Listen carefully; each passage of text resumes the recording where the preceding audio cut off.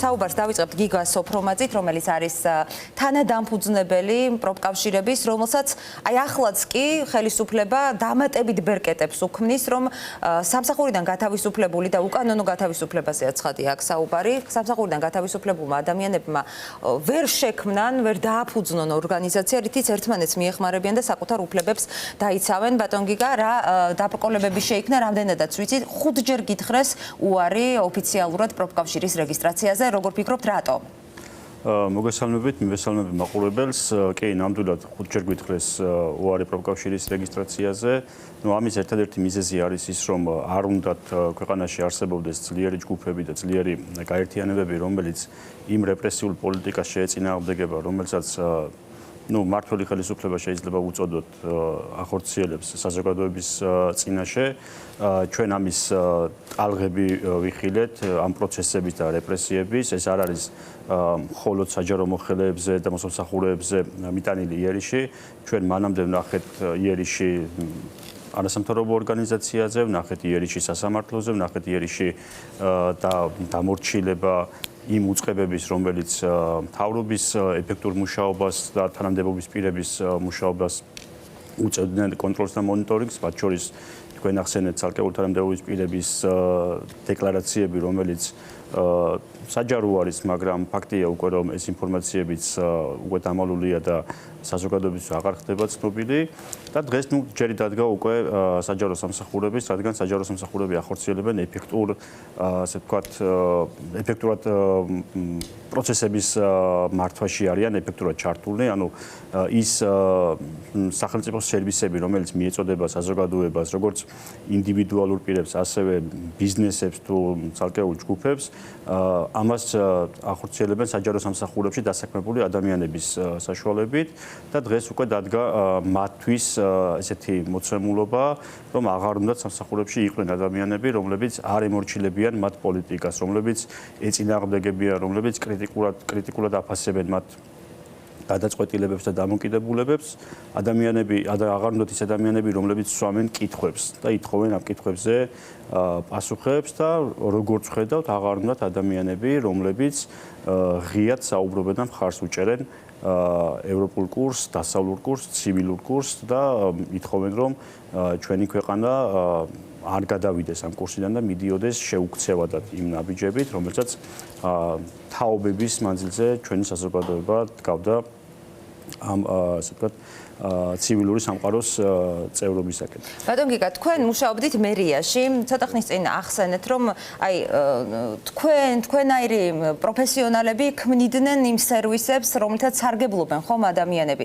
როდესაც დაიწყო ახლა ეს წმენდა, რეალურად ვისთვის თავისუფლდება ეს ადგილები და როდესაც არის ჯერ კიდევ საზოგადოებაში ისეთი ნაწილი, რომელსაც გონია, რომ მას პირადად არ შეეხება ის, რაც ხდება ახლა ქვეყანაში, პრაქტიკულად როგორ აისახება პროფესიონალების ჩანაცვლება იმ კადრებით საჯარო სამსახურებში, რომელსაც არ მგონია, რომ ისეთი გამოცდილება გქონდეთ, როგორც გაქვთ, მაგალითად თქვენ, ვინც ხართ ახლა ჩვენს სტუდიაში 8-15 წელი გიმუშავიათ ამ და ამ სტრუქტურაში. ანუ ვისთვის თავისუფლდება ეს ადგილები და როგორ აისახება ეს რიგით მოქალაქეებზე?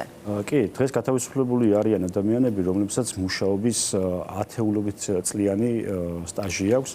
ჩემ შემთხვევაში მაგალითად უკაცრავად მე მუშაობდი 8 წლის განმავლობაში, თუმცა არიან ჩემი კოლეგები გათავისუფლებული, რომლებიც მუშაობენ 14-17 წელი სხვადასხვა პოზიციებზე.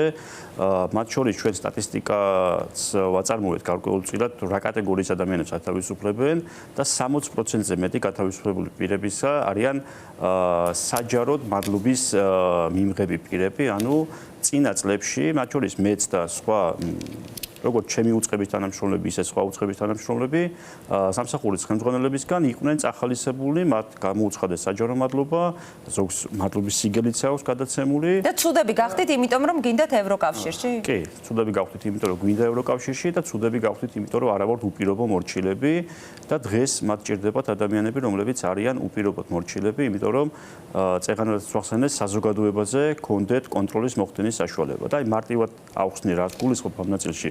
დღეს მაგალითად ეხლაც აქცია მიმდინარეობს რუსთაველის გამზირზე და ამ აქციას ყავს ბევრი მხარდამჭერი, რომელიც ნაწილი ფიზიკურად დგას აქციაზე, ნაწილი საკუთარი ბიზნესის ფარგლებში უჭერს მხარს და უცხადებს სოლიდარობას აქციაზე მდგომ ადამიანებს და ყველა ეს ჯგუფი ინდივიდუალური იქნება თუ ჯგუფურ ჭრილში ცოტა ხანში მოყვებიან უკვე თავადაც რეპრესიებში, რადგან ვიცით რომ მათი ასე ვთქვათ შავი სიები უკვე შედგენილი არის, ანუ იმ ურჩი ბიზნესების და იმ ურჩი ადამიანების, რომლებიც ამ პროცესების წარმართვას უწყობენ ხელს და ხვალ ზეგ და მაზეგ, როდესაც უკვე საჯარო სამსახურებში დაკომპლექტდება კადრები მორჩილი ადამიანებით, უკვე ამ ადამიანების სერვისის მიღებაზე შეექმნებათ პრობლემა. როგორც თქვენ მაგალითად არ მოგაწოდეს საჯარო ინფორმაცია და არ ვრცელდება საჯარო ინფორმაცია, ეს არის ყველაზე მარტივი, ასე ვთქვათ, მაგალითი, რაც შეიძლება ჩვენ მოვიყვანოთ. აი ნებისმიერი ბიზნესი, მაგალითად კაფე, რესტორანი, მაღაზია, ან ასე შემდეგ, რომელიც გადაწყვეტს რომ გახსნას ახალი ფილიალი, ან რებრენდინგი ჩაატაროს და მოინდომებს რომ შენობის ფასადი შეცვალოს, სულ მარტივად რომ ვთქვათ, მიმართავს თბილისის მუნიციპალიტეტის მერიას და მერია ამის ნებართვას არ მისცემს, შეუშლის ხელს. იქ ფინანსური პოლიცია შეუშლის ხელს, შემოსავლების სამსახური, იქ ცალკეულ პირებს ჯანდაცვის სამინისტრო იქნება თუ სხვა სახელმწიფო უწყებები, რომლებიც სერვისებს აწვდიან, ისინი შეუფერხებენ და შეუქმნიან პრობლემებს საკუთარი გეგმების განხორციელებაში და ამ ესე ვთქვათ მექანიზმებით და ნაბიჯებით მოხდება უკვე საზოგადოებაში დიქტატურის დამყარება, ანუ ან იქნები მორჩილი სისტემის და მისი მმართველების, ან უბრალოდ იქნები გარიყური მთლიანად საზოგადოებისაგან. ეს არის დღეს რასაც უყურებთ ის პოლიტიკა, რისი განხორციელება და გატარებაც მათ უნდათ. ხო, მოკლედ თუ ვინმე ფიქრობს რომ მათ არ მიწვდება ეს უსამართლობის ხელი, ძალიან ცდება თუ ყველასთან მივლენ. ეს დავამატებ, ზუსტად აი გუშინ თქვენ ეთერში გადიოდა სიუჟეტი, მე უბრალოდ სახელსაგვარს არ დავასახელებ ახლა ამ ადამიანის.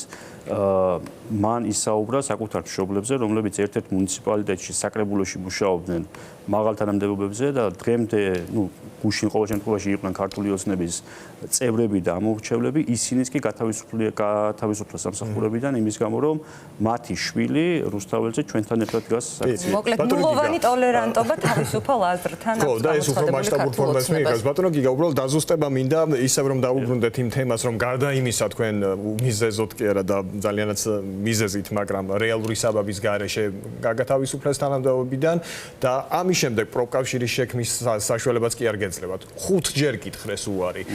გავიგეთ ამ შემთხვევაშიც ყველანი ხვდებით რა არის მიზეზი, მაგრამ ოფიციალური მიზეზად რას გისახელებენ? ოფიციალური მიზეზები არის ფორმალური, ანუ დოკუმენტები, რომელიც წარდგენილი არის, ასე ვთქვათ, საუბრობენ ამ დოკუმენტების შინაარსზე და თითქოს რომ პუნქტები არ ემთხვევა ერთმანეთს. ანუ 5 ჯერ დაგიხარვეზეს. 5 ჯერ დაგვიხარვეზეს და მათ შორის დაახარვეზეს, იცით როგორ დოკუმენტები, რომელიც შედგენილი არის თავად მარეგისტრირებელი პირების მიერ, ანუ ჩვენს კავშირში არიან ადამიანები, რომლებიც თავად მუშაობდნენ ამ უწყებებში, თავად არეგისტრირებდნენ მსგავსი ტიპის ორგანიზაციებს, ზუსტად იციან დოკუმენტების შედგენა, მათი შინაარსი, როგორ უნდა იქნეს წარდგენილი და რა ფორმით. დაცინვა ფაქტობრივად, დაქცევა. ხო, დაცინვაც არის და ასევე არის მცდელობა რომ შეგვიყოლიონ ისეთ ვთქვათ პროცესებში, რომლიდანაც მალე გამოსვლა არის რთული. მაგალითად ჩვენ თუ წავალთ გასაჩივრების ნაწილით და ერთხელ ვცადეთ ეს და მივედით სასამართლომდე, სასამართლოში უკვე იწყება დაუსრულებელი პროცესები, რომელიც შეიძლება რამდენიმე წლის განმავლობაშიც გაგრძელდეს და მათი მოტივიც და მიზანიც ეს არის.